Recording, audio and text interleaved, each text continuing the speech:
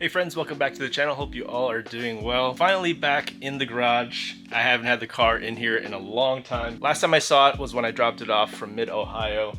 It's just been sitting outside. I haven't done anything with it yet. The car treated me really well at mid-Ohio with really no issues at all. Right before the event, had all the fluids changed on it, had the alignment done. Next weekend, we're gonna be at Autobahn. It's gonna be most likely the last event of the year for me. So when it comes to Autobahn prep on this thing, there really isn't much aside from a nut and bolt check. It is considered my home track. It's only about an hour and a half away from me, so that'll be a nice quick drive, get there kind of early, and then maybe throw the car up in jack stands and just maybe do the nut and bolt check there. But I'm not working this weekend and I'm not traveling anywhere, so the homie sent out a brand new valve cover for me.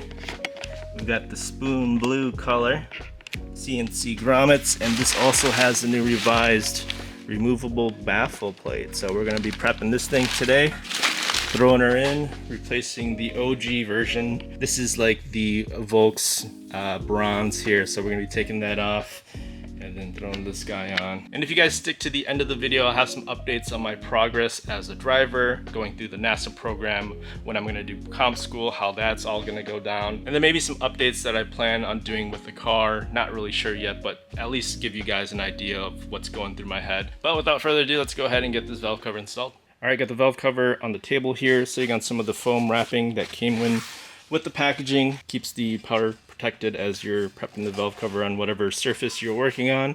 So we'll go ahead and flip this over. You can see this does have the removable baffle now. Just a couple fasteners in place just to keep the baffle in there during shipping. But what we're going to do is we're going to remove the baffle. Everything should be clean, but you could feel free to clean it out one more time before you throw it in, just for that peace of mind. But what I'll have to do also is put a layer of Honda Bond or sealant of your choosing so that it will seal between the baffle and the valve cover. Use all the fasteners with the lock washers and a little bit of Loctite as well. Typically I'd use a blue on an application like this because you'd still want to be able to remove those fasteners, but red's all I have right now, so I'll just use the red. Not planning on needing to remove the baffle anytime soon. Fingers crossed. Once I have the baffle installed, the sealant fastened down nice and tight, I'll go ahead and throw some new spark plug tube seals that came in a kit I just got, and I'll probably just reuse the OEM valve cover gasket that I have on there. That one should still be pretty fresh. Plus it's going to be OEM, so nothing better than that. So let's get to it.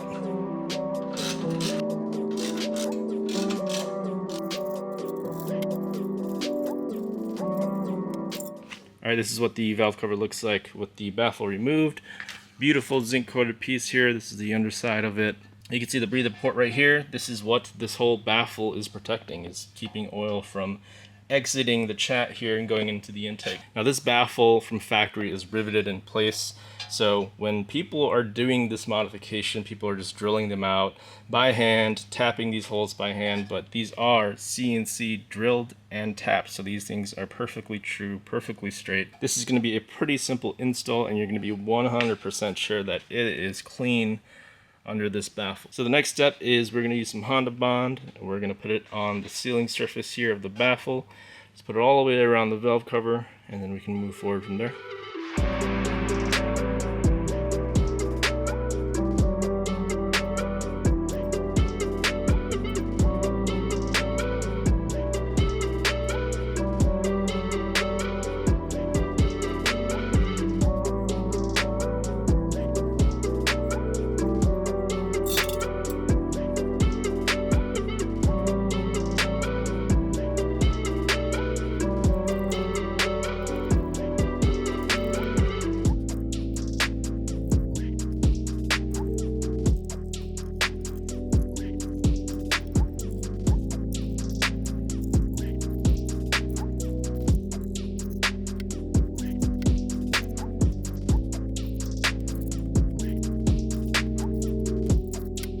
Alright, got the valve cover prep. But if you guys saw there, I tightened down the fasteners kind of in an even pattern. You know, I jumped from one spot to another rather than just going around. Just making sure it evenly tightens down.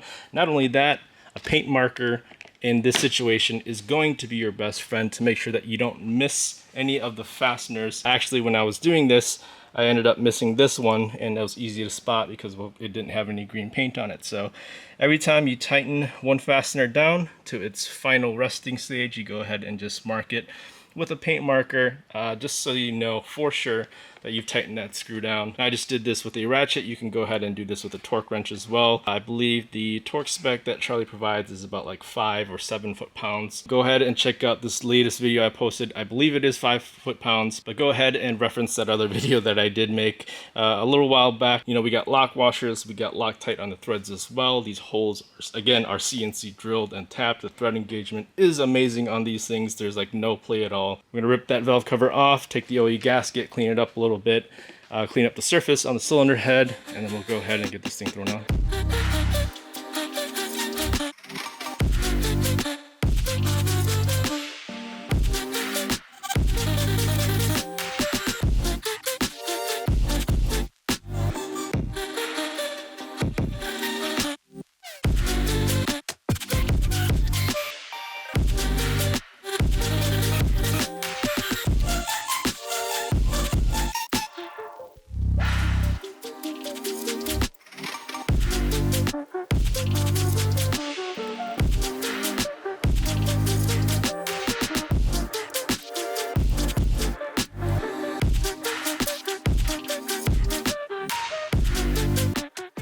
Alright, got the OG bronze valve cover off.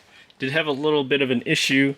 This standoff right here on the cam tower there, it actually came off because it was pretty much stuck to the valve cover nut. So I had to get on this with the wrench. Hopefully I can fit a wrench in here. And then the other side with the ratchet and socket and get that undone. But this is what engine currently looks like. Still pretty darn clean. Engine oil is relatively clean. I've only got about 1 track weekend with this oil here right now. Valve lean, straight 40, VR1.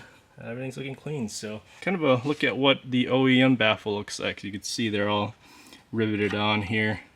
And then Charlie's process is to drill these out and tap them with a CNC machine, so everything is super perfect.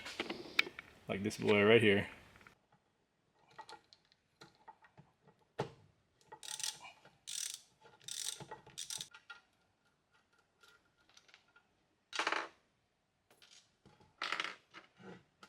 Alright, got the little standoff off there. It was way too tight to fit a wrench in there, so I just had to grab the grommet and loosen it with a ratchet. It got it out, so we're all good. Destroyed the grommet, but it's okay because we got some brand new ones right here.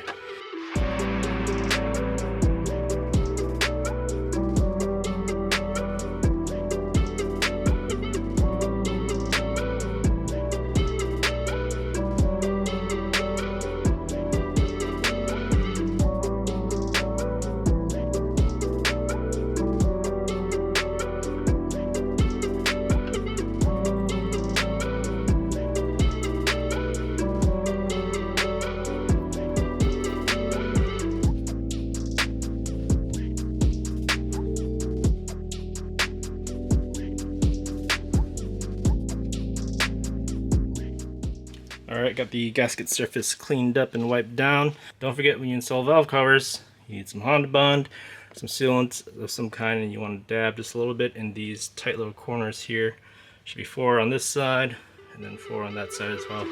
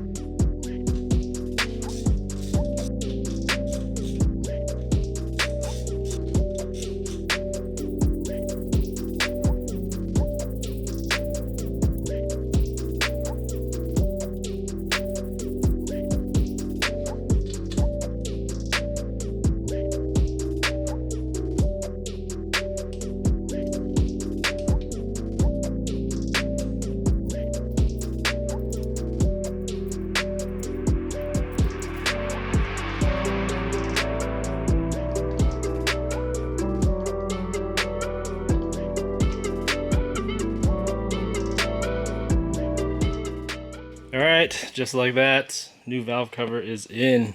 Get the breather tube back on. Oh, fill cap. Fasteners are all torqued down to factory specs, which is about 7 foot-pounds. That I make sure I torque down properly so I don't break any of those standoffs. And just to make sure that the valve cover seals properly, your ground cable, make sure it's on this guy, not one of these two guys. This won't do anything. This goes straight to that stud, which is then threaded into your engine. That is going to be your ground. Don't mistake these for the grounding points for your cable. But this thing looks absolutely sick. Everything else is just real dark and black in the engine bay. Then you got this big, bold blue valve cover just popping. That contrast is just insane. I'm going to have to paint the underside of my hood black so that there isn't this green and blue thing going on here.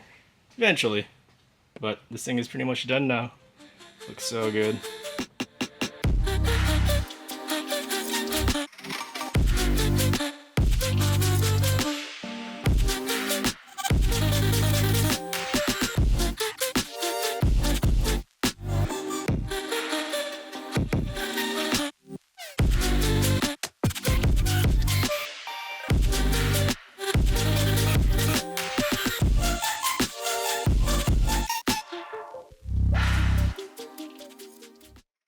Alright, just wanted to take a quick second to update you guys on exactly what's going to happen as far as my journey with NASA. Next weekend NASA is at Autobahn, and that's going to be my last track weekend of the year. I've done quite a bit this year and it's time to start saving some money. Not only that, in order to get into comp school, you have to go through a check ride, and basically the lead instructor or one of the instructors is going to hop into the car with you and kind of observe your driving and see if you're actually ready for comp school. I've already spoke to my group leader and we're going to be doing a check ride at Autobahn, and that's going to set me up perfect because the first event of the season for NASA is typically at National Corvette Museum, and that's also one of the few events that NASA hosts the competition school. So as long as I do good on my check ride next weekend at Autobahn, I should be ready to go for comp school next year. That also means that I don't want to make any major changes to the car for next year, because if I do make a lot of changes, I'm going to go into comp school with a completely different car that I have to relearn how to drive. That's basically going to set me up for failure. So I'm going to keep the car relatively the same. There might be a few small subtle changes, but the plan for the car is to turn it into an endurance car. So once comp school is over, my approach is gonna be to get as much seat time as possible. So if we're talking endurance racing, I'm gonna get tons of seat time, hours and hours and hours in a wheel-to-wheel racing environment, and that's exactly how I'm gonna continue furthering my skills as a driver. By the time that comes around, most likely I'll finally go K. So I figured I'd just take this opportunity to update you guys on what's coming up in the near future here. So stay tuned, we're gonna have some more track footage here, but that's pretty much gonna do it for this video. So if you liked it, go ahead and give it a thumbs up. If you want to stay up to date with my progress as a driver and the progress of my car, go ahead and subscribe to the channel. And if you'd like, share the video because it definitely helps out the channel. But until next time, stay safe, stay smooth. We'll see you guys in the next video.